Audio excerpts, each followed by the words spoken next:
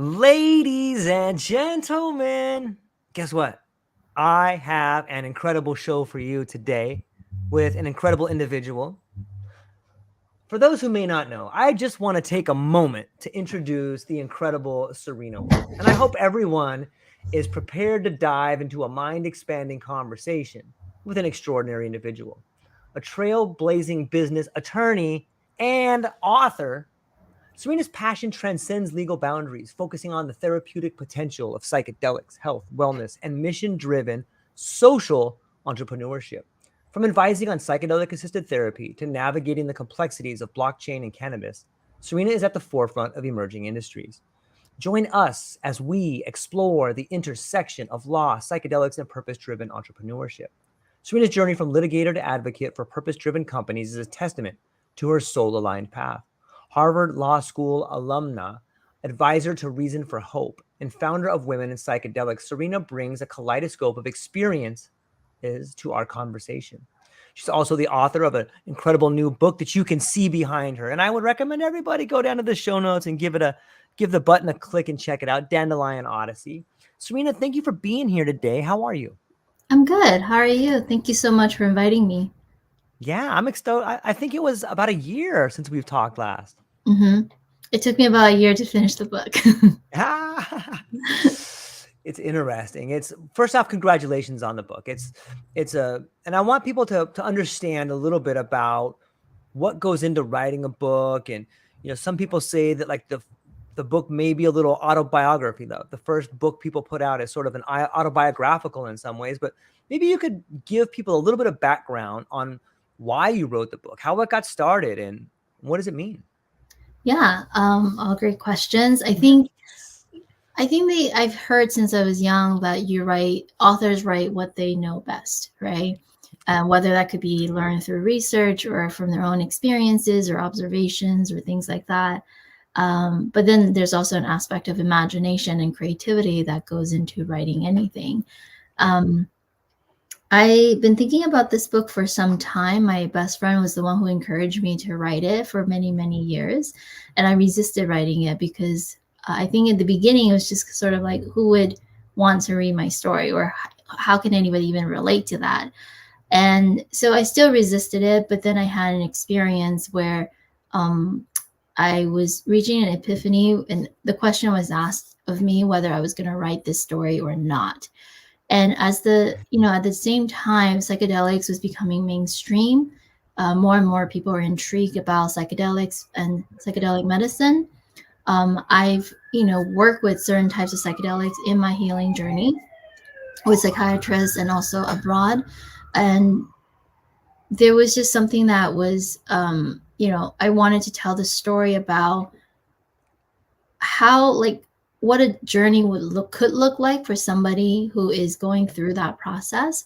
Because oftentimes we hear, oh, people have this condition and then they go and have a journey and experience with psychedelics and they feel much better. And there's like the problem at the beginning and then the solution at the end. But I wanted to kind of dig a little bit deeper into like what goes into in the minds of somebody, or possibly goes into the mind of somebody, in the in between.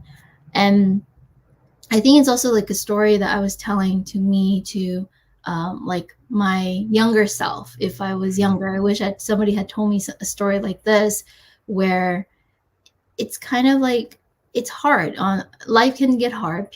Like, we experience trauma, we experience traumatic events, and there's certain things, especially as kids, when I was growing up, there were a lot of things from my culture that wasn't explained to me in my family. Like, we didn't really talk about emotions, and it sounds pretty cliche now in like Asian culture, but it's true. And what I've learned from my experience was that by working on myself, by changing myself, and that actually started to have ripple effects with my friends, my family, and started changing those relationships. So I was trying to encapsulate in the first book, why I search for the rainbow pearls, was that the protagonist's search was basically a search for loving herself, finding her essence.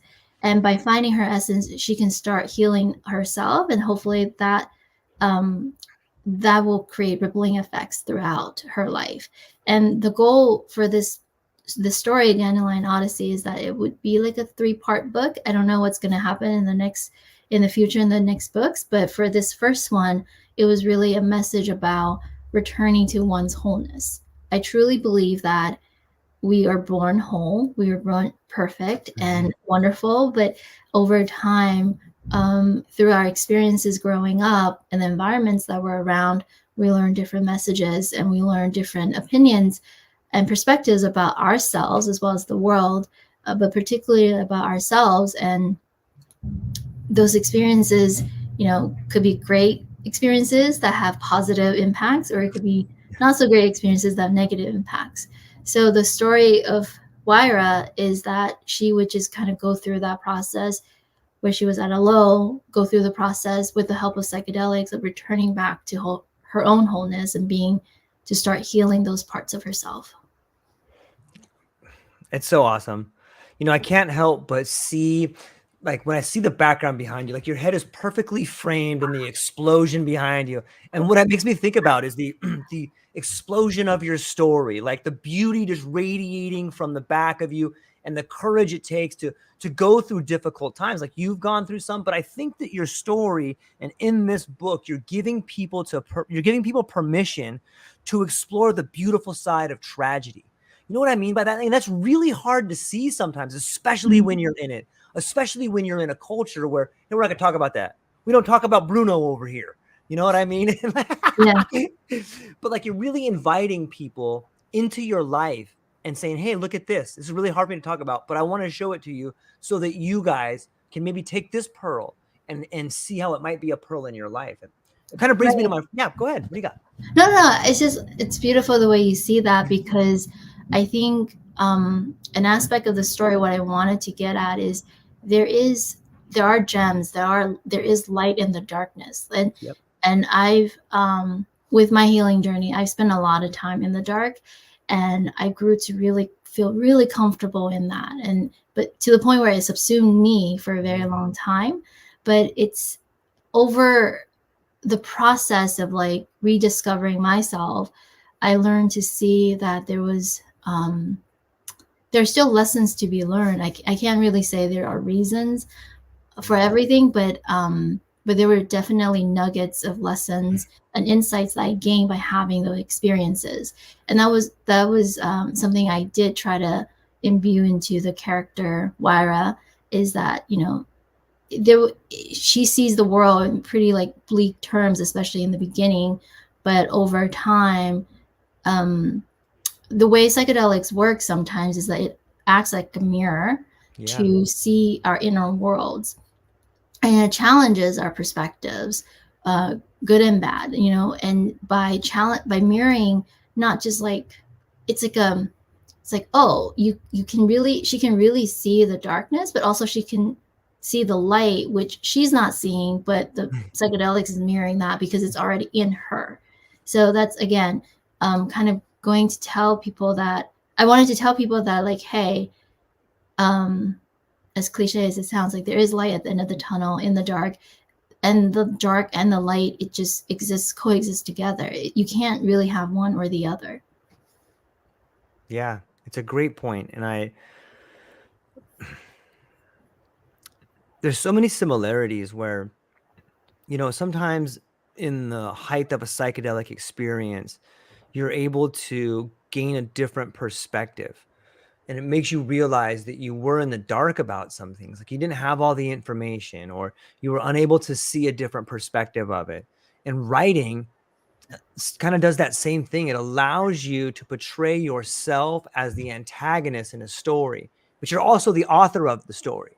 And in a weird way, it's this incredible shift in perspective when you can do that. And I think that that's a big part about seeing the light, is the perspective. If you look at a camera, the way photos are shot, it's all about perspective. And when we change the perspective, we change the lighting of the situation a little bit, right? Right. Definitely. I mean, it's a lot of everything is about perspective. It's like, I think, what do they say? Like, is a cup half full, half empty, right? It's all perspective and shifting that perspective. Yeah. And I think there are moments now where, even in my life currently, there are times when something bad happens, I can choose to wallow my own self-pity, or I can choose to be like, okay, what can I learn from this? Well, this sucks. What else can I do differently next time? Or can I do anything about this? Maybe it is out of my control.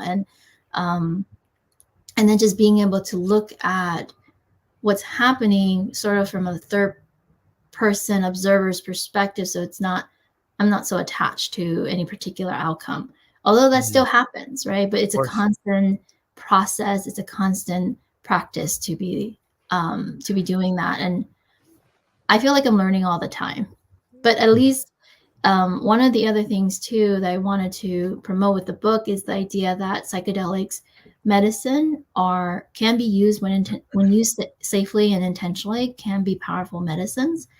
And especially in the Asian American space, talking about mental health is stigmatized. Drugs are highly stigmatized. But then, if I'm writing a story about somebody healing with the help of psychedelics medicine, perhaps it could then help with destigmatizing and being able to push forward and have those conversations. It's interesting to think about the role psychedelics can play in different cultures.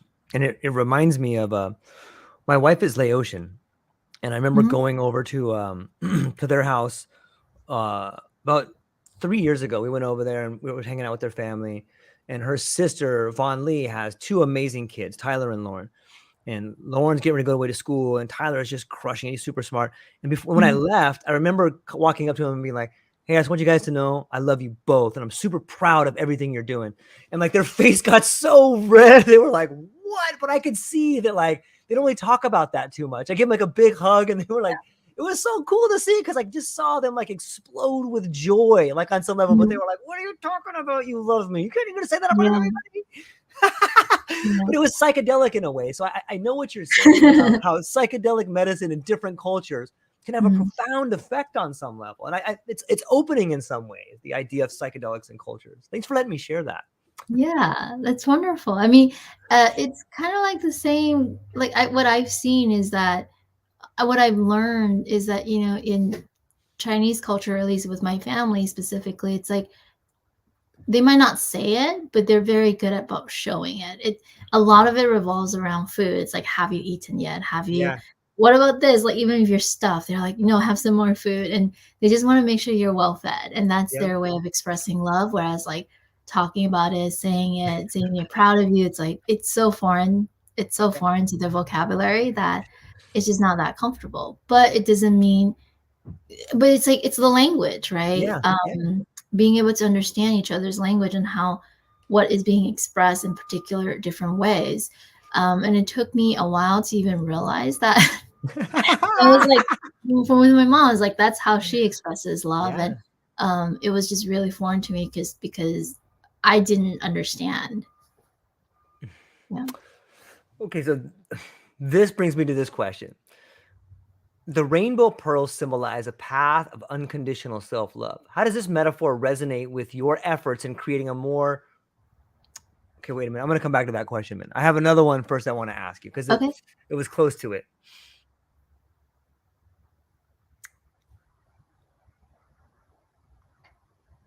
Okay. Wyra's encounters challenge her default modes of operating. How has your journey from a litigator to a business attorney aligned with your soul's path, challenging and reshaping your professional narrative? I'm in the process of reshaping my professional narrative. So I think it started with, could I do it? Like, could I transition from litigator to doing more business transactions or just being a business attorney and helping startups with social impact in mind? And it started out with, challenging the fact that I was like, oh, I was only a litigator. This is all I can do. Only a litigator. Yeah. It's this idea of like pushing past the limits. I had this very narrow view of what I can do and what I am in terms of my identity professionally. And then once I saw that I could transition, it takes time, it takes effort, it takes a lot of work as well too. But once I can start transitioning that, I think it's more about like, okay, what do I want to do with my career? What do I want to be of service to. And I think just, my business partner and I, we formed Radical Law. It's a corporate boutique law firm, and we've been talking about social enterprises since we were in law school. But then we went the traditional path, and then we came back and formed our own law firm because we wanted to infuse that as an ethos, like supporting social entrepreneurship, Yep. and promote that as an ethos of what we want to do with the work, with the type of clients we want to work with, and the way we're trying to be in the world as attorneys. And I think like that process is being played out, especially in terms of like who we're trying to support. Like right now, we're working with cannabis social equity applicants. We're also working with businesses in the psychedelic space. We're also working with businesses that have like social good and social impact as they're part of their mission and their PBCs, and they want to create good things in the world. I think it's just now I'm really coming around to the idea of creation. Like it goes beyond just like social impact and social entrepreneurship, but this idea of creation is like, what can I create, whether it's a book or whether it's just some art form, whether for myself, my friends, my family, or greater community, that I would like to put out into the world. And as I'm looking, we talked about startup spaces. Yeah. I'm just like astounded and amazed and inspired by a lot of the creativity that people are coming up with, whether it's services or different types of products that they're putting out into the world, or different artworks and creative works. And there's just something very magical about that creative and the creation process. And I feel like that is becoming more and more as part of my professional identity, is like, what can I create, rather than just being like, I'm an attorney. It's more of like, even as an attorney, you're still creating something, whether it's documents, or it could be a podcast series, or some kind of content YouTube series, or whatever it is. There's still this process of creating. And I'm very drawn to that and building that as part of my identity. You would be a phenomenal podcaster. I would watch your podcast. And my question, You another speak question. so much. I don't know. You're so much more comfortable in front of the camera than I am. So, and you seem like you're having a lot of fun. I am. I've done 600 of them though, and like I really enjoy it, and it's fascinating to me because much like you, I feel like I'm getting to go and learn something every day. Like right now, I'm getting to learn from someone who is an attorney. I get to learn from someone who's written a book. I get to learn from someone with different culture and how they're tying this all together. And that leads me to this question, and that is that, you had said that at some aspect before the book, you thought maybe I was only an attorney, and now you're an author. Now you're a creative. Do you see that like every endeavor that you begin in, is that a new piece of the puzzle, or is that like a new lens with which you can now see the world? Like if you had to use a metaphor behind it, like, does it seem like you're adding pieces to adding pieces to the puzzle to become a whole? Or how do you see it metaphorically? Or is there a metaphor through which you see this, everything coming together? Yeah. So I see it as it's an expression of the whole, right? Yeah. I think in one of the scenes in the book, it talks, Waira meets a character. It's like this invisible character whose name is Beloved. The Beloved is really an expression of God, or what that might be to some other people, the source, the higher power. And the Beloved says to Waira, like, she is a creator. Because in her journey, she's creating these magnificent galaxies, and it's all unfolding in her head. But so like, it goes back to that, to this idea, like we're all creative creatures, we're creative beings, and we create, a lot of my teachers and mentors say even a thought is creating, right? So we create our realities, we create our habits, we create our thoughts, we create the services and the products, the artworks, the artistic expressions, a lot of these different things. And I think I don't know if it's a metaphor, but it's just definitely like, that's the idea, that's the concept it goes back to. And I think one of the things that with psychedelics is that unless you are practicing something like mindfulness, meditation, or something that requires you to pay attention, I think psychedelics can help people be aware of what they're creating. And then I think once people can become aware, they can have more intention and choice as to what they're creating. So before, I feel like I was creating, whether it's thoughts or a contract or something, because I was kind of going with the flow. Yeah. But then now it's a lot more intentional. Like creating the book was a lot more intentional than, oh, I'm just going to write a book and see what happens. Um, and I'm not saying like there's anything wrong with that. If you know, if people are just like, I want to write a book, and like that's great, that's the intention. Yeah. But it's more about again, being purposeful and just understand. I have a better understanding of why I do certain things, or even if I don't know why, I know that I'm like, I just want to create this because I want to express this, and that's enough of an intention for me. It's so beautiful. It speaks to the idea of the creative spirit. And what you just said, when you play this back, it's beautiful. The idea that you come up with a character called Beloved, who is telling you you're here to create, and you have translated this thing that happened to you on some level, beloved, be it a character, be it a nature scene, but something in your life was beloved and spoke to you, Serena, that was like, you need to get out there and start creating because you're beautiful. And these ideas you have can be contagious. And through the book, you create this character that speaks to the readers, like the contagious nature of creativity that flows through us, mind blowing. And you're doing that, like you're a conduit for creativity, and it's contagious out there. Like that's got to feel pretty good, right? I think it feels exciting and scary. Wow, why is it scary? Well, I think, well, so like, I think fear and excitement, I was Ooh. told by a wise person that the difference between the two is just the breath, right? And it's such a beautiful reminder I keep to myself every time it's kind of like going on a roller coaster. You're like, oh, it's gonna, it's gonna drop, and it's scary, it's gonna drop because it's a drop, but then at the same time, as long as I breathe, it's gonna feel exciting. So it's that transition with the difference of the breath. And I say that it's scary and exciting because it's unfamiliar. Like writing a book, publishing it, putting it out there, it's unfamiliar to me. I'm not 100% that comfortable with it.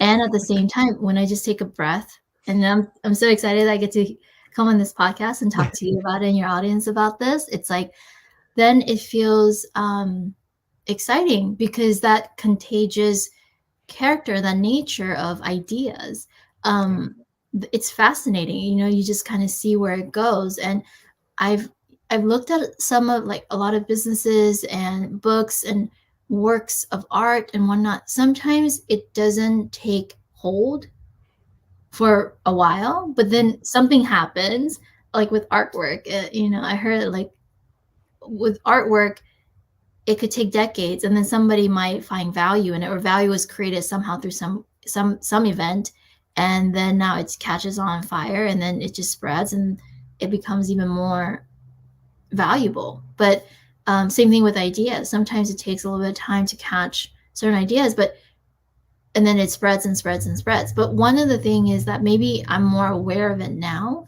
A lot of the ideas that I've been trying to communicate through the book, they're not mine, they're not new, they're not novel.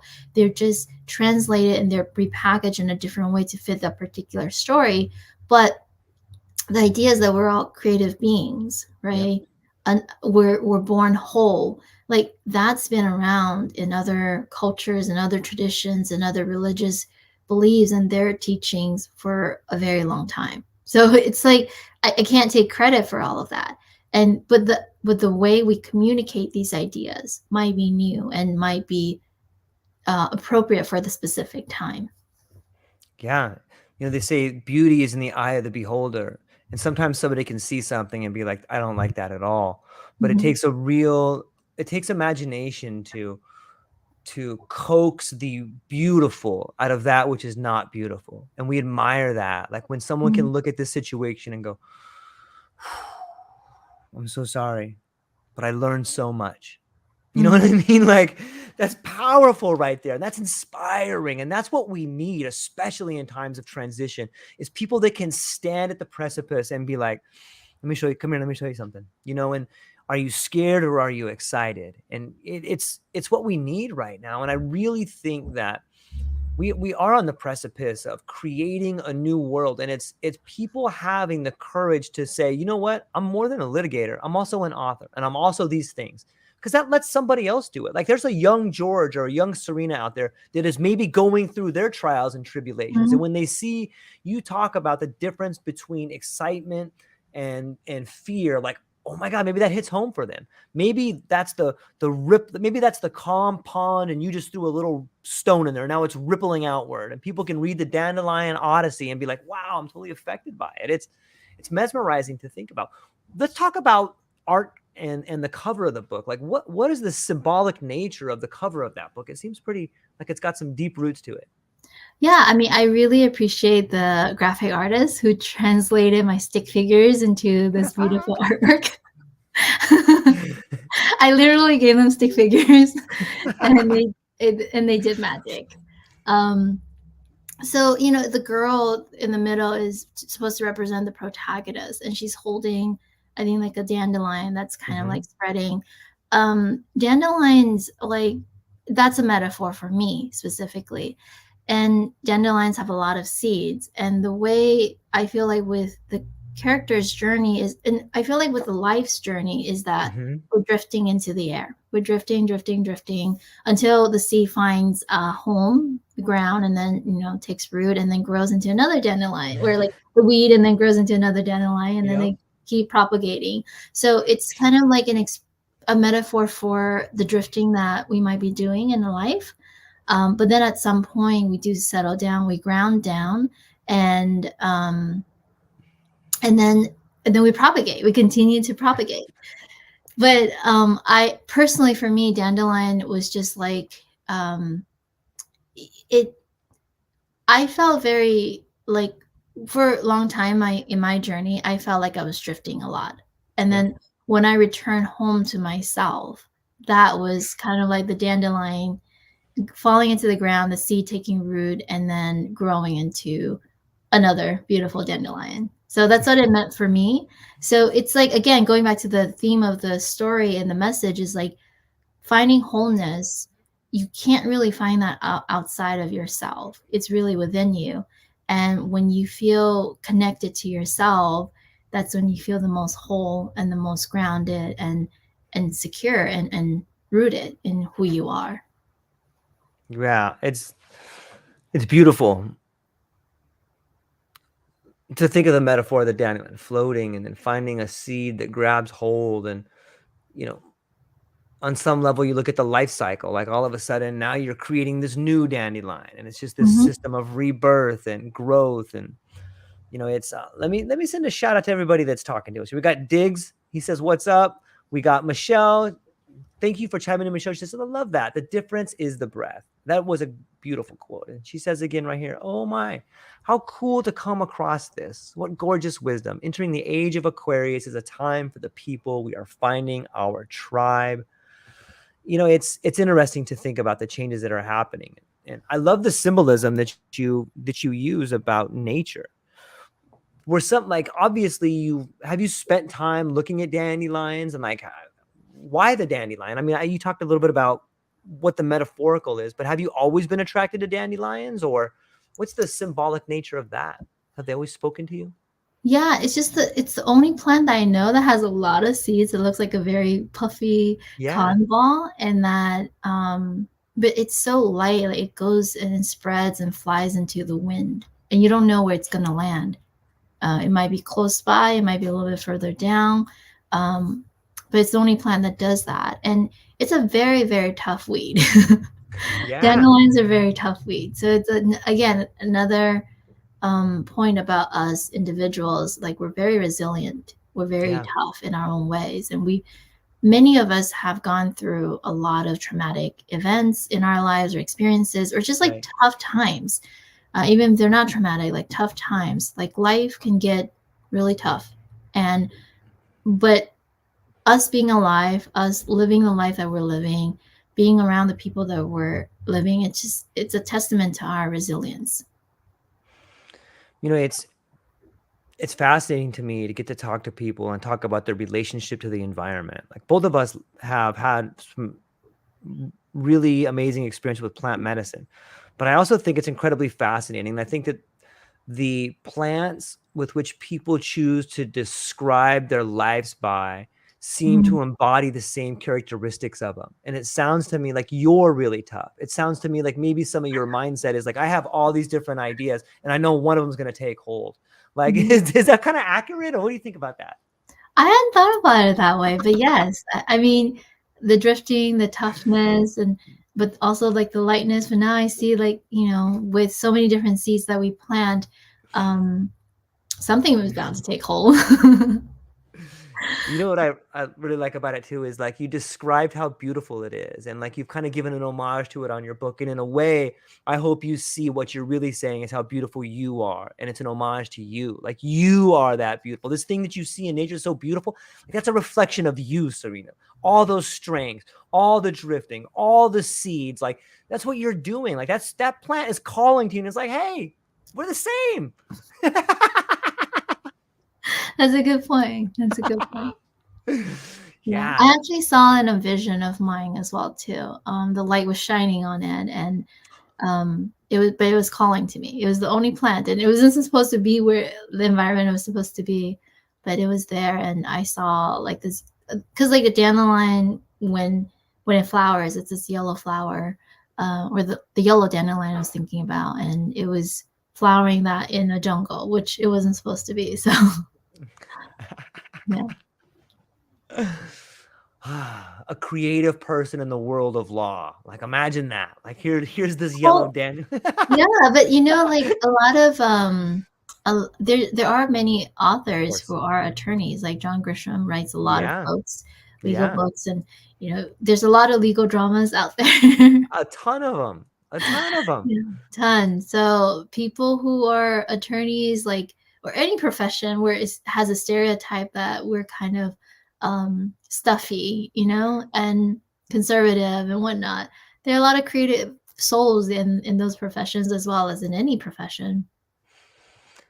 It must be interesting to be in some ways, if we take the idea of the lawyer, and like you have to be around incredible stories all the time. Like you are around high tense emotional events that are happening, and it's kind of like being in a novel in a way, right? Like you're this person that's like in the novel and you're trying to figure out what's happening here.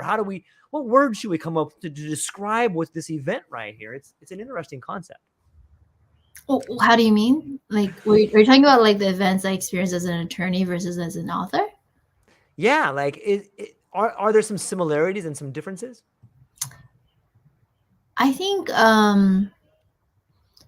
being an author, there was just like a lot more events going on in my head, like, Okay, because I was writing a novel, right? So that require a lot more imagination, right. um, but it's also requires like a lot of thinking through how to translate that imagination in my head onto paper. So I think the similarity is sort of the communication process. It's a writing process. So with law, there's a lot of, I mean, real practice of law is not as interesting as what you see on TV.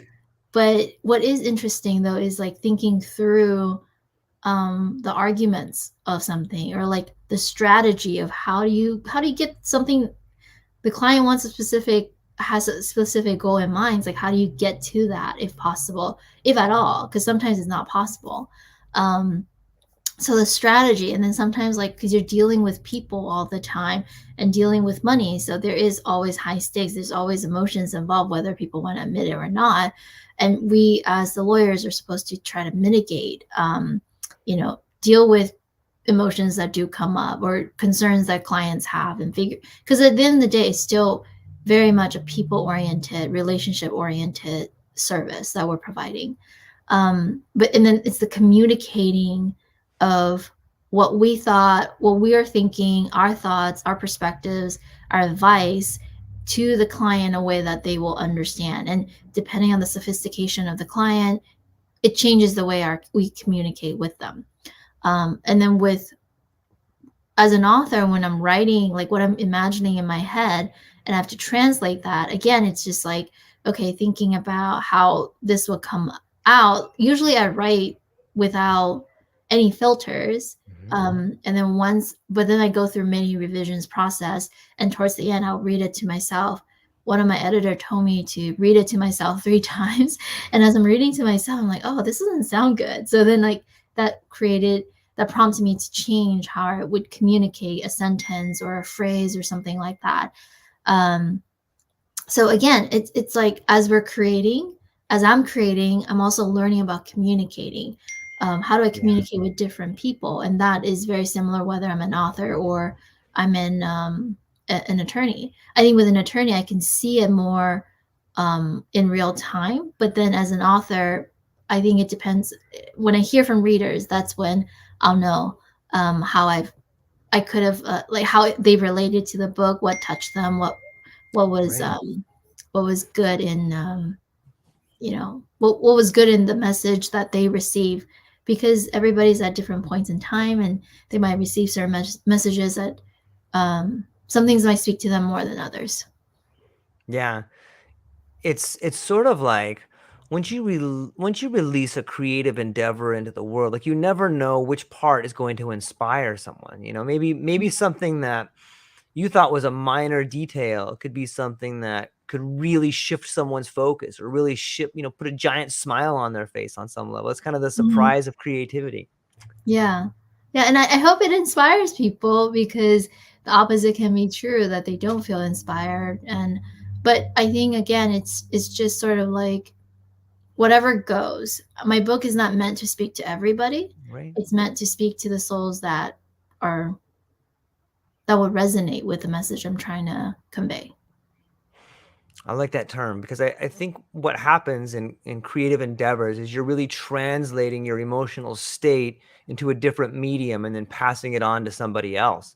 And that's how where Mm, the real magic happens. Like if you create with an intention to inspire, when someone reads it and is inspired by it, like that's the magic of creativity. Like you've really just transferred this emotion to someone through a mhm. whole nother medium, right? Yeah, yeah. Especially like when we look at art or listen to music, Yes. right? Yep. It's just like, especially music, when some music just makes me feel a certain way. Some music makes me want to work. Some music makes me want to dance.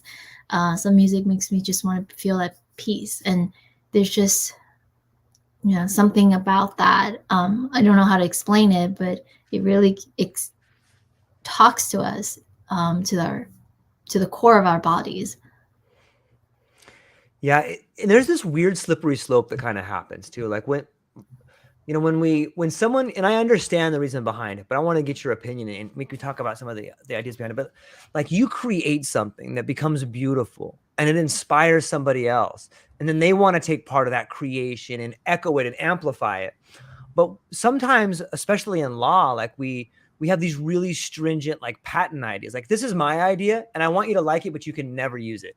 Like on some ways that kind of stifles innovation.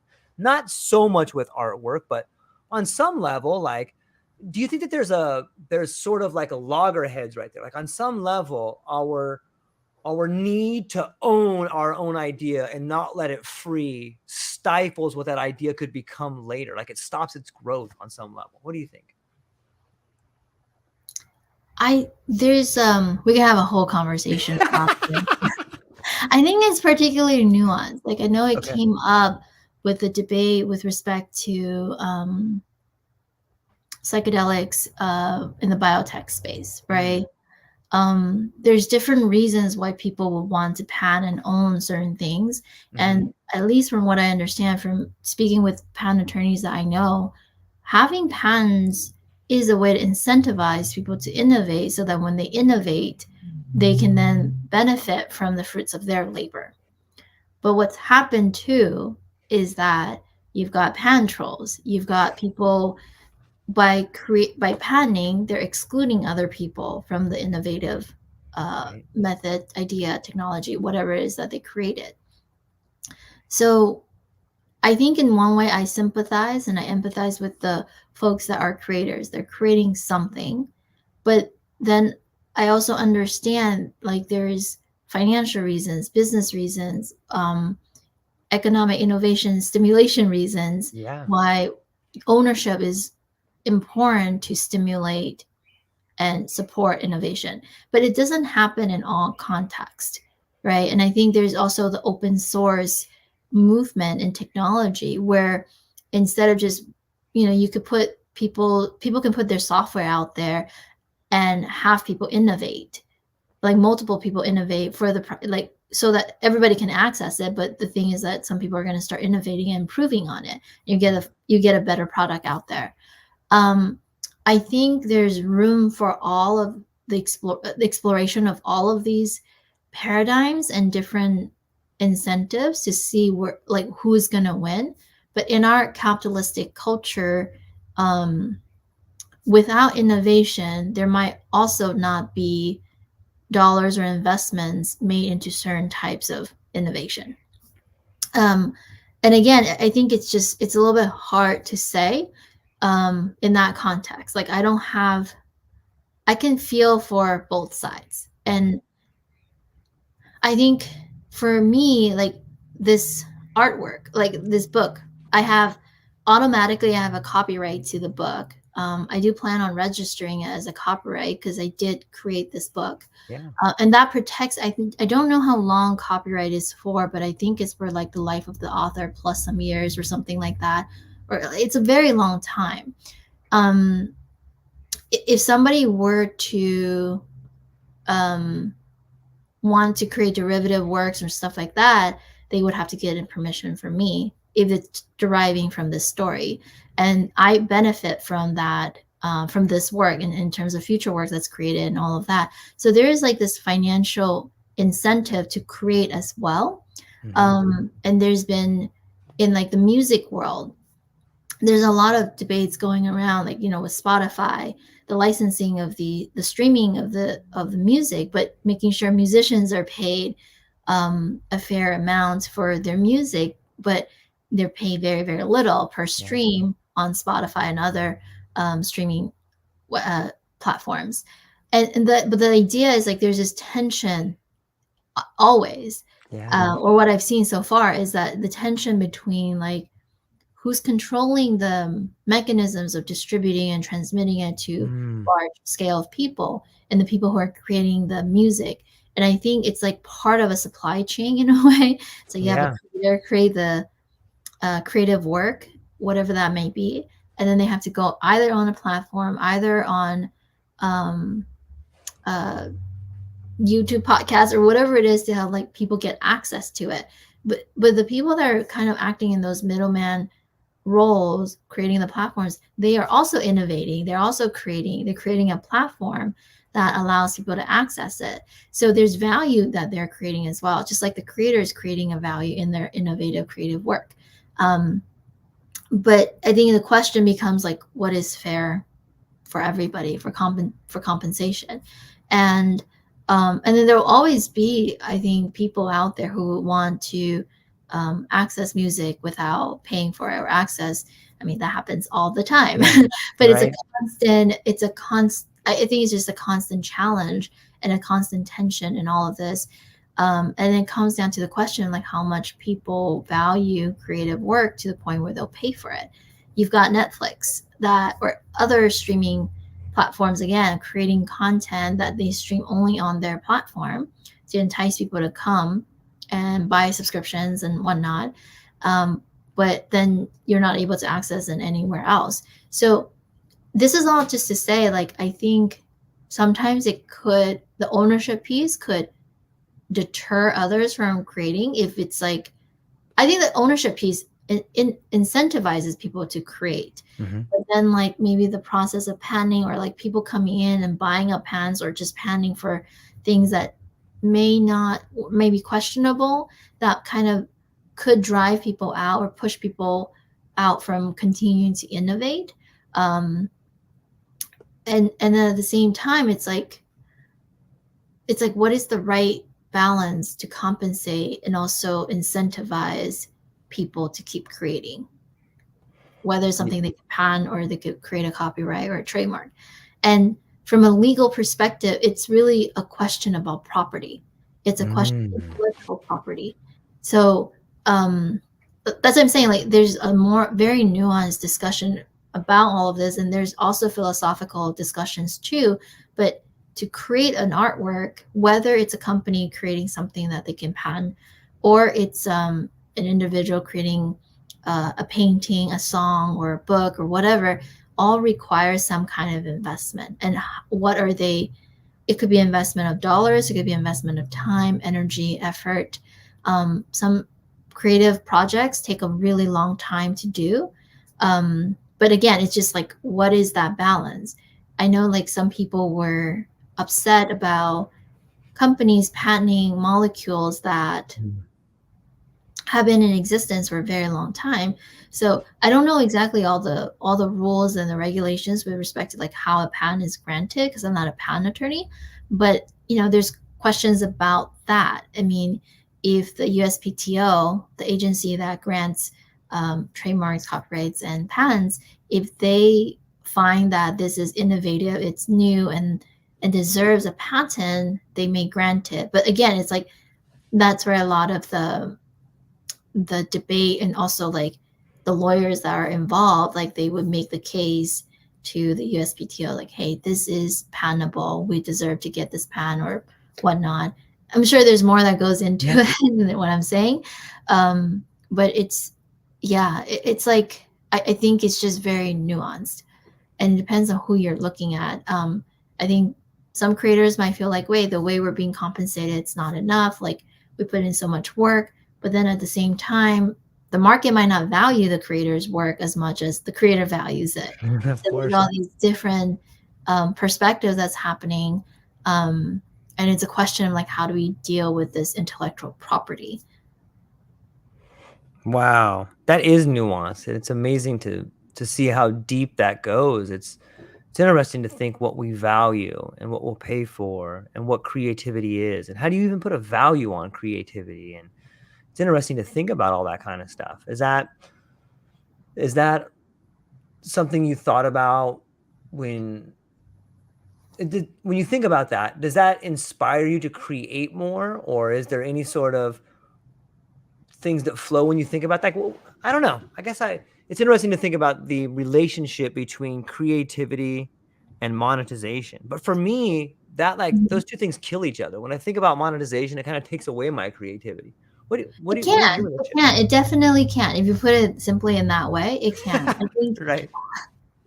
because I didn't create a book because I was trying to make Right. money. I Right. mean, if I can recoup my costs, great. And Yeah. if I can continue to spread the message and becomes a bestseller, Right. great. But that's not the initial intention going in. Um, and at the same time, I was told like books are not really good at making money. But nonetheless, like I wanted to put the story Yeah. out there because that was more important to me. And writing it, there was something else motivating me. Um, but that's not to say that money and creativity are mutually exclusive. You can Mm. have a creative artwork that started from a different motivation, different intention, and then money just came along with it. And then Mhm. that allows more money means more investment to create more, whatever that innovation or that creative work might be. Um, I think in some artistic expressions where the monetization, if that's the primary driver, I can see that to kind of dampen creativity. I think that's very possible. Maybe for some other people, it's not. They might not see it like, oh no, they're still able to be creative. But it's sort of like, if I'm thinking about unbridled creativity, right? It's really not coming from, at least for me, it's not coming Yeah. from like, hey, monetization. It's Right. coming from somewhere within me. And again, I don't think it's like, I think creatives also deserve to be compensated for what they Yeah. do create. But if a creative, their only way is to feed themselves, to make money and sustain a livelihood is through their creative work, then that is part of their incentive as well. But would it stop them? possibly not as well. There are a lot of people who create without the need to monetize, without like trying to make it big. For example, Right. if somebody wants to create artworks for themselves or they want to show off to their friends, I think that's great. But then I think with tools nowadays too, it's easier to monetize their creative works. I think that's also a wonderful opportunity for those creators. Yeah, I and it just don't think seems they're mutually exclusive. That's all I'm saying. no, it makes perfect sense, and I think it's interesting that the tools out there to monetize are more easily accessible, as to are the tools to create are more accessible. So it's kind of cool to see them working together. Like, hey, these things are growing together. And you know Mm-hmm. what? When we start thinking about that, I once heard a quote that said that the best predictor of future behavior is past relevant behavior. And it seems to me with this reemergence of the world of psychedelic expression that maybe we're on the cusp of beginning to see new school buses being painted and touring the country, or a new Jimi Hendrix, or a new Fleetwood Mac, or a new Doors, or something like that. And with it seems to me that psychedelics tend to go hand in hand with creativity. And I'm curious, like, do you see this explosion in tools to create and tools to monetize as sort of the next wave of an explosion in creativity like we had in the 60s, maybe? I'm not too sure about the creativity in the 60s, like what tools they have, but I Good point. have seen, because I used to not use social media as much. One, I didn't understand it as well, and then two, my work, I was just too busy Right. to really get involved in it. But now I'm seeing a lot of people online, and I'm using it more for myself, for my business, and also just trying to understand the tools more. And I am seeing more. Again, it could just be a bias where I'm looking at it now, and because I'm looking at it now, I'm like, oh, it's actually been increasing and it's expanding. I didn't realize all of this was happening. It could have been happening like years ago, and probably Right. was to get to the point where it is right now, right? Um, I I like to see the fact that things are changing, but that's kind of like the constant with Right. anything in life. The way we were creating before, even 10, 15 years ago, was limited. Like now on YouTube, growing up with YouTube in the beginning, it was just like all these silly videos, like cat videos, and these more amateur style videos that are just like funny home videos that people were creating and then putting on YouTube. And but they were still like for laughs and giggles, they were great. But Right. now, like YouTube content on in 2023 is so much, and 2024 is like so much more sophisticated. Like they're influencers, they're YouTube creators, they specifically create on Yeah. YouTube platform. And individuals who I might never have seen or heard talk before, I'm able to access them on YouTube and their content and whatever they're putting out there, depending on my interests and stuff like that. And um, it's definitely going to keep expanding as our technological capabilities keep expanding. And Mhm. with the introduction of AI, it's only, I don't, I mean, I imagine that there's going to be even more expansion. I'm Yeah. curious to see what it would look like. Um, I know there were concerns that, from some of the creative communities, it's like, oh, are we going to lose our jobs or something like that? I don't know, possibly, but does that also mean that there's opportunities that they can use these tools to innovate even more? I think it remains to be seen. I see both potentials, but it kind of remains to be seen, like, well, what will actually happen. I love the way you said that, and it reminds me when I was a kid growing up, there was like 15 channels, and then there was cable. But I remember one of the first things that was really funny as a kid was like America's Funniest Home Videos. And it really wasn't on the internet. It was like a TV show, and you would Yeah, watch it, yeah, and it would just be like outlandish stuff, like animals falling, or a dad hitting his kid with a bat, or the kid hitting the dad with a bat, like, and it was silly and it was really funny. But when you yeah. look back at that as a snapshot of what was to come, and you see the evolution of the home video go from like this funny thing that happened in your family to this young kid who can play the piano at the age of 5 to this other person that can create animated videos.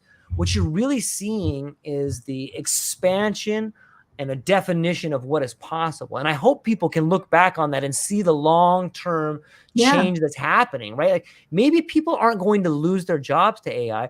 Maybe people are giving an opportunity to redefine who they are. And we see it with the book that you wrote. We see it with what you're doing. Hey, you can be all these things now. And yeah, you can look at it through that small lens of like, oh no, it's going to crash. But wait, is that what's happening? Or are we expanding? Each individual is given the opportunity to become the best, most cool, interesting version of themselves. And they can do it right now. They can just turn on their camera and they can act wild and they can say, hey, look at this weird skill that I have, you know, and like, see if people like it. Like that is exciting to me. And I hope more people harness that because I think that that's where we're moving to. Definitely. I totally agree. And I love your enthusiasm and energy. And it goes the same for you too. You're doing podcasts, you're building true life podcasts, but you have your day job as well too. And you're defining who you are and you're interested in learning about the startup space. And I think again, it's like I just believe that change is possible. It might not be easy.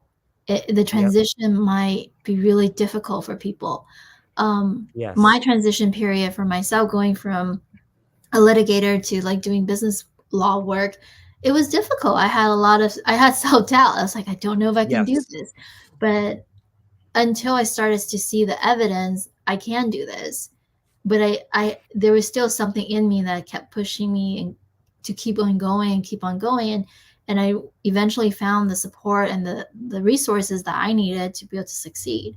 And I'm still working through that whole transition period, but it's not easy. You know, I think it feels easy once we're on the other side, but whenever we learn anything new, like if we're learning a new skill set, if I'm trying to learn a new language, it's not going to be easy in the beginning. I'm going to fumble. I'm going to stress out. I'm going to like doubt myself and get frustrated. I'm like, why is it not coming to me? But it's like with anything, once we have the repetition, we see it over and over and over again. It does get easier. The pathway is being built in our brain, so it just gets easier. Yeah, I love it. It's, it speaks to this idea of self-discovery, and it's when we find ourselves in patterns, whether maybe like I was a UPS driver for 26 years, and I was really good at it, and I liked it, but something was gnawing at me on the inside, and I was dying inside, and I started like my relationship started dying in some ways, and I was like, I cannot like. The spirit or Gaia or Wyra, whatever you want to call it, was calling to me. I had to change something, and I did. But it was really scary. It's like, I'm going to go try this other thing that I've never done before. And all these like negative thoughts that I'm like, are you sure? What about your family, man? You greedy punk. You're going to do something you want to do? Is that what you want to do? You leave everybody behind? And all this doubt creeps in, but you start being forced to confront things that you put away in a deep closet somewhere. For me, it was like I didn't want to go back to school, and I was like, school is dumb. Like it doesn't make any sense. And my wife was telling me like, what is your hang up with school? Like, what is it? Like, it's not dumb. People go there to learn, and there's really cool things that happen there. I'm like, it doesn't make sense. And she's like, she get real mad at me because I took this class like a bunch of times and I just dropped out every time. And she's like, listen, dummy, you have a huge problem. What is it? And she got real mad at me. And finally I was like, school doesn't make sense to me. And then I just blurted out, when I went to school, I had problems learning and everybody thought I was dumb. And like, I almost started crying, and I was like, oh my God, that's what it was. That's why I don't like school. Because I equate school with people thinking I'm dumb because I had a learning disability, and I don't want to go back to that. But as soon as you are aware of it, as soon as you become aware of something, you no longer have to put it away and be afraid of it. It's like, oh, that was a stupid thing to think. So what? I had a learning disability. I don't need to have that anymore. I can fix it. And then now I'm able to go back and take these classes because I don't have that mental block. But I just use that as an example because it's really hard to get out of old patterns because you've been in this pattern for so long. But the path of growth must be chosen over and over again. And that's when you can expand. When you let go is when you can begin expanding again. Thanks for letting me share that. That's beautiful that you finally admitted to yourself. Like sometimes admitting to ourselves is the hardest. Like what we are telling ourselves. Not to say Yep. we may have limitations, but that doesn't mean we can't push past them. And Yeah. then but when we start to really be honest with ourselves, that's the start of expanding. It's like that's the start of the change, because if you don't even know what is holding you back, that thing will always have control over you, or you've given control to it subconsciously, consciously, and until you're ready to release that, then it's just going to keep holding you back. It's so interesting to think about this path of our therapeutic pathway. You know, as someone who's written a book and as someone who has worked with psychedelic medicines before, it becomes impossible to not understand on some level generational trauma, because sometimes you realize, hey, this thing that's happening to me happened to my dad, it happened to my mom. Why am I holding on to this? Or can I be the Yeah. person that breaks through this? You know, like what, maybe you could speak to that idea of how generational trauma, writing, and psychedelics work to help you understand yourself better. Yeah, I mean, so generational trauma, I've only come to start understanding it and looking at it in the last few years. Again, it was a concept that might have floated around in my head, but I didn't fully understand. And I'm still learning about it. Sure, me too. Um, with psychedelic medicine, I think it helped me start to see that certain patterns, certain things about me isn't from me. It was passed down to me somehow, some way. It could have been the way I was growing up, the way my upbringing was, the patterns and the behaviors that were exhibited by my parents or family or things like that. And again, this is not to blame anybody. It's Right. just the circumstances were what they were.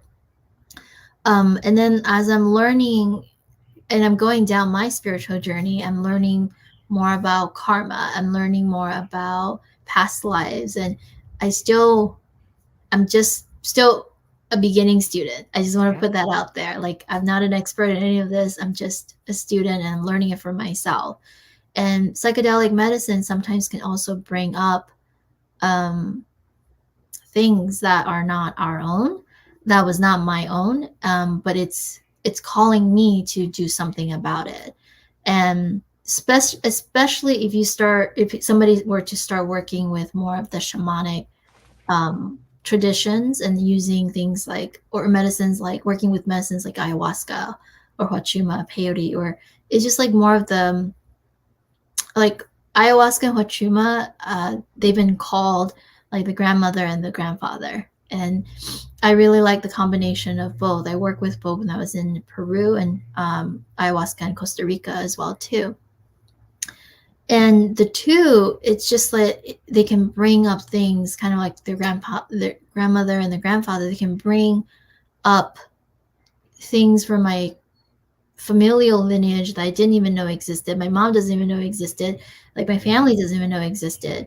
And in trying to, like, it comes up, I have to try to understand it. I have to think about it. I'm like, what does it all mean? How Yeah. does it manifest in my current life today? And then what else do I need to do to cleanse it? And I am on that path right now to do that for me personally.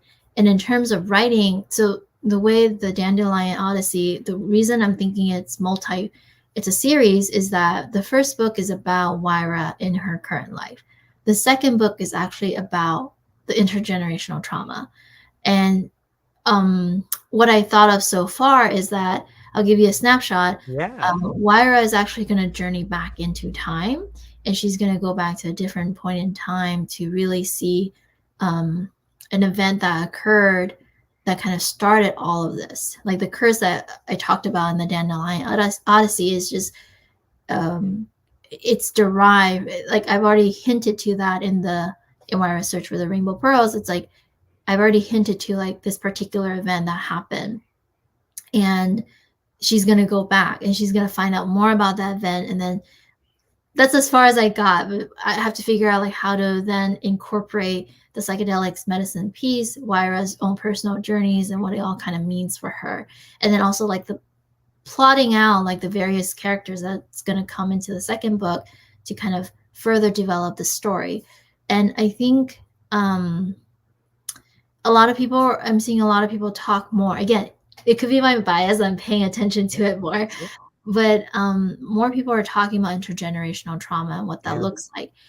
The best example that I learned about intergenerational trauma, and this is even before, like very early on, it was like around college, like I think my senior year, soon after I graduated from college, I was reading a study about Holocaust survivors, and the Holocaust survivors, they were in this study was saying how um, the Holocaust survivors had a higher percentage of likelihood to get stomach ulcers.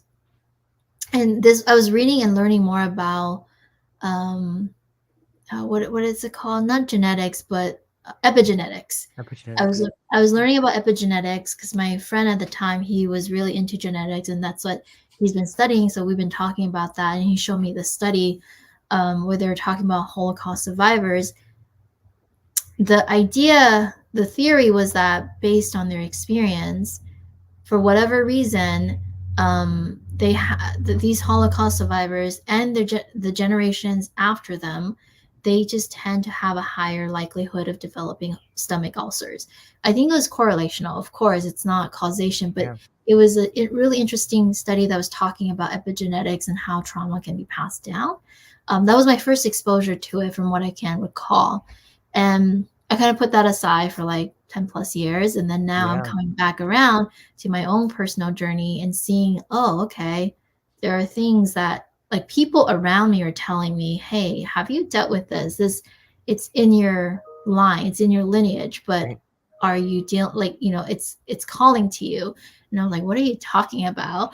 But then more people started telling me about it. I'm like, why are you guys saying the same things to me when they've never talked to each other? I've never brought it up. I was like, what are you telling me? Why are you telling me the same things? Like, it was just so coincidental, and it took me some time, like, okay, well, this person's telling me to look into that, to like my family's lineage. That person's telling me to look into my family's lineage. Maybe I should look into it. So then I started to work on that specifically. And again, I think this first book, Wire Search for the Rainbow Pearls, I've been thinking about this book for 6-7 years. The intergenerational piece, which is going to be the focus of the second book, is going to take some time for me to think through and brainstorm what the characters will look like, what the story will look like, what's the message I want to convey. But it will be around the theme of intergenerational trauma. And I think when I look at intergenerational trauma, I think there's like a couple things about it. I try not to use it as an excuse for my behavior and my way of existing and being in this current life. I think it sometimes takes the edge and the pressure off of me, of me blaming myself, like, oh, this is because of something I did. But at the same time, you know, even if I take that pressure off, if I am choosing to do something about it, I'm taking on that responsibility. And sometimes that can add more pressure to me. But then remembering that, like, maybe I don't have to do it alone, remembering to lean on my family members to the extent that I can, or people around me, my loved ones, to support me in that journey, in that process. Because, you know, I learned new things about my past lives and all these things, and it's esoteric. It's like getting into the land of Wu, and it's like, how can it really be true? But then I had one person say to me, like, even if that did happen in the past, like whatever events it was that I was telling him about, how does it impact your life currently? It doesn't really, other than I know something happened in the past. And then if I had certain things, I think like intergenerational trauma, like with the stomach ulcers thing, it may come up as more physiological, maybe it's a somatic manifestation. I've had chronic pain for about 12 years now that I can't seem to like resolve and cure. So personally, I believe that is an expression or manifestation of something that happened previously in my lineage. But at the same time, like I do my best just to take care of myself and do whatever I can to be in a better state. And of course, it's like people tell me, I might be digressing a little bit, but people tell me it's like, oh, it's something physiological in me right now. But after 10, 12 years of trying to explore different modalities, alternative healings, alternative therapies, and whatnot, I've just kind of hit a wall as to like, there's something about this that goes beyond what I am able to do, but maybe I'm just not understanding what I need to do best. And I'm kind of at a point where I'm just like, okay, it is what it is, but I just need to figure out how to deal with it. So it's kind of like, okay, if I'm manifesting that somatically, and it could be, a reason could be like it's related to intergenerational trauma or whatnot. At the end of the day, whether it is or not, it doesn't really matter. I am living a life where I have to deal with this, and I can't ignore it. And there are other ways that I'm like dealing with it in my ceremonies, working with ayahuasca and whatnot too. But that takes time, that takes actual work. And I don't even know what comes up in those experiences. But I did get some things, I did get a benefit, like in one of my last experience, where one aspect of my physiological pain got removed. And again, it's just like, I just want to like caution around this. Like, this is personal, like experience that's personal to me.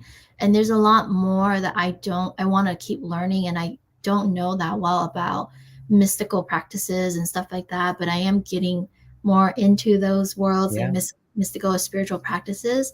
And I don't want to like say like, oh, you know, like try this, try that, because I also do believe in science, and I want to, I like the fact that when science is then able to validate or prove or support some of what people have been saying in like mystical practices. Yeah. And this is all very long-winded way of saying like, what's that, love? Okay. Yep. Sorry about that, Serena. My wife was talking right there. Okay. No, it's just like, this is all to kind of say, like, I think, you know, one thing is intergenerational trauma, whether it exists or not, or for an individual person. I just wouldn't want to, like, it's not an excuse for how we are currently. Right. And if we do take on the responsibility to do something about it, to like so-called break the curse, or like break whatever the habits is, then it's a responsibility that we're taking on. For me, it's not a light responsibility. It actually can feel heavy at times. Yeah. Yeah. I think there's something to be said about intergenerational trauma or past life experiences. And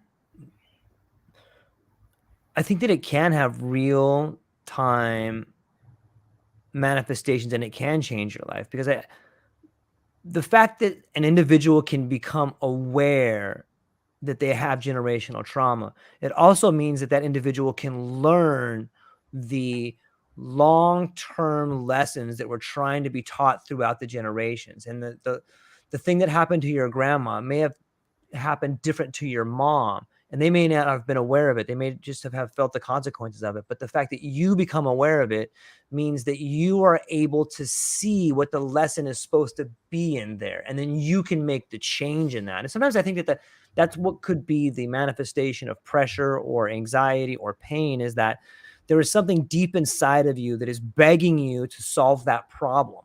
Like, this is something that you can fix, and you know you can fix it, but you don't thoroughly understand how to fix it. But it's the awareness manifesting itself as pain. And when you come to the, you know what I mean? It's like, you're almost there. I'm gonna push it out of you. Like, it's that pain that gives you the, you know, you spoke earlier about the difference between fear and excitement is breath. Maybe the same thing between pain and clarity is understanding, like, oh, once you figure out what that is, then that pain turns into a drive, or maybe you need that pain to write this next book so that you can investigate that trauma right there. And I think that there's real, and I think this is new. I think that the people that break the cycle are people that are aware that these things have happened in their families, and they are sort of the person that's supposed to help their family solve it. Because once you figure it out, now your kid doesn't have to solve it. And in some ways, your parents had to go through all that so that you could become aware of it. They were the person that carried the burden and didn't know why. They just carried it like the same way that some people are carriers of a certain chromosome that can lead to a disease, so too are some people the carriers of these trauma that can lead to you being the person that it manifests in. And that doesn't have to be a disease. It can be an awakening on some level. Absolutely. I like that, the difference between pain and clarity is that understanding. And as you're talking about it, it makes me think a lot about the Asian American experience. Yes. Even if we don't look at past lives or anything like mystical, right? Just one of the things is like the history of Asian Americans. Everybody's got a history, don't get me wrong, but Right. just because I'm looking at my community, it's like in the Chinese community, people who went through the cultural revolutions, like people of my grandmother's generation, and then the generation after that, how do they grow up? How do they live? Like there's certain experiences that they have that can really affect the way they are, the way they behave, and their perspectives in life and themselves and people. And those habits, those ways that you, as kids, like you just learn from your parents. And especially if we aren't really talking about emotions and connecting and whatnot, it's like, it's even harder. It's just, you're adapting to the upbringing to the best of your ability as a child. Or like if growing up, I didn't learn this from school, but I learned a lot about Asian American history and history of like some other Asian cultures and countries from my community, like learning about the Khmer Rouge, learning about the war in Vietnam, but then like the tension and the conflict with the Japanese and the Korean. And it's just that all of this has effects on people, and there are reasons why they left their countries to try to find a better life elsewhere, opportunities elsewhere. But those experiences kind of stay with them, and however they dealt with it and in the best way they can, they live their life. But if they didn't really release those trauma, it stays a part of them. I think Peter Levine, he's just I think he's a therapist, but from what I've learned is like the idea of trauma, it's like it's not in the event, it's in the nervous system. Like it's like we remember it somehow. So again, if it's like a part of us and we just kind of move along life with it, then somehow it comes out through our behavior somehow. It might be like with school, it's like, well, I don't want to go to school, and then you keep on dropping out. Like certain behaviors come up, and you're like, why is that? But you might have had this source, this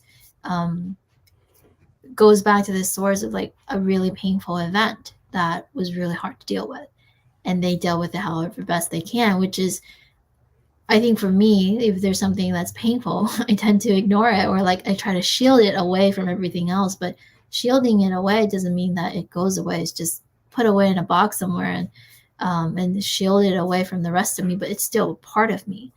And I think it's like the best example I've seen in my personal life is like when I started doing this type of work, not just with the psychedelic medicine, but all the work I do afterwards to integrate the pieces that I've learned. Once I started shifting how I behaved and also shifting my perspective, because now I understand how my parents grew up or how my grandparents grew up, then that understanding can lead to compassion. And by leading into compassion, it's like, okay, now I don't have to feel upset, or like, okay, now I can really feel for them. Right. and try to understand what perspectives they're coming from. And it's like, oh, okay, this is why they behave or say certain things, or this is like how they go about the world, this is how they see the world. Even if I don't agree, I can accept that this is what they do based on their experiences in life. Yeah. It reminds me of like, I try to put it like in a story form. Like imagine like a beautiful purple dandelion, and it's being grown in Europe. Say it's being grown in Europe or in Japan or China or somewhere, Mm-hmm. and it's in this environment where it's grown for generations. But that environment is becoming toxic, and so someone rips that dandelion from its roots and it transplants it to this new soil in California. And Mm-hmm. then the first generation of it, the next generation of that dandelion may not grow to the extent that it would have grown in its natural soil, and it may Mm-hmm. take it might die, but you know what? Maybe after 3 or 4 generations, it Yeah. adapts to the sunlight, it adapts to the air, and then it begins to bloom not only a purple flower, but like a purple yellowish flower that's even more beautiful than the Yeah. purple flower that it came from. But it has to adapt to the new environment. It has to be, hey, it's a lot hotter over here. Hey, I used to have a lot more water, or I used to get Mm-hmm. water there, and it doesn't even know because it was ripped from its roots, and it's Right. trying to create new roots over here. Like on some level, we can learn so much from these plants and epigenetics and muscle memory and plant memory. And I think that is what the plants medicine is trying to tell us, is like, look, we're the same. If we're taken from here and planted there, it's beautiful, but there's real problems with that. And they don't have to be problems, but there's real complications with it. And if we want to do that, we have to look to the way that the earth, maybe the earth grows people the way an apple tree grows apples, and there's certain environments in which things grow. I don't know. I think there's Yeah. something there though. Yeah. But I mean, I think a lot of psychedelic medicine, from what I hear from people and stories I've heard, is that it does help people feel more connected to nature. yeah, me too. Yeah. Me Like, too. how can we not be? Like, we are a part of nature. There's so much comfort in that, to be Mm-hmm. able to look around and just see the struggle that's happening in your garden and realize like that's what's happening inside you. And there's a lot of beauty, there's a lot of thorns, and there's a lot of flowers, but ultimately there's a plan. And if you Yeah. know that, like, it can give you some confidence and some faith. And when the times are dark, it's it's Yep. crazy to think about. Yep. Serena, I'm so stoked for your book. I'm so stoked it's a series, and I'm so stoked that you wrote this. And I can't wait to. I haven't read it yet, but I'm really looking forward to reading it and giving you some feedback on it and checking out the series. And I hope that everybody that's listening today will go down to the show notes and go to Amazon and pick it up. But before I let you go, what do you have coming up? What are you excited about? And where can people find you? So this year I'm taking a step back from writing. I'm going to explore my other creative side with visual arts. I'm trying to work on a psychedelic coloring book, and so that's gonna start next February. And but I'm gonna take it a little bit slower this time, pace it according to my schedule and not to another person's deadlines and schedules and whatnot. Good idea. Just taking it a little bit easier this Yeah. year. People can find me on my LinkedIn. I don't know if I have the LinkedIn, but you can also check out my updates on Instagram. I'm at serena.pens. That's my Instagram handle. Okay. And I actually have a website, but I haven't published it yet. Or it is published, I just haven't really told people about it yet. It's serenawu.com. And once I, get things situated with my firm, I'm going to focus more on like thinking through the content I want to put out there into the world, put into the website, and then also Instagram as well too. Nice. Well, hang on briefly afterwards. I'm going to hang up with the people, but I just wanted to talk to you real briefly afterwards. Ladies and gentlemen, I hope you enjoyed this conversation as much as we did. Serena is an amazing author and an amazing person, and I really appreciate the authenticity and the vulnerability with our conversation today. So thank you for that. And ladies and gentlemen, I hope we have a beautiful day. That's all we got. Aloha. Thank you.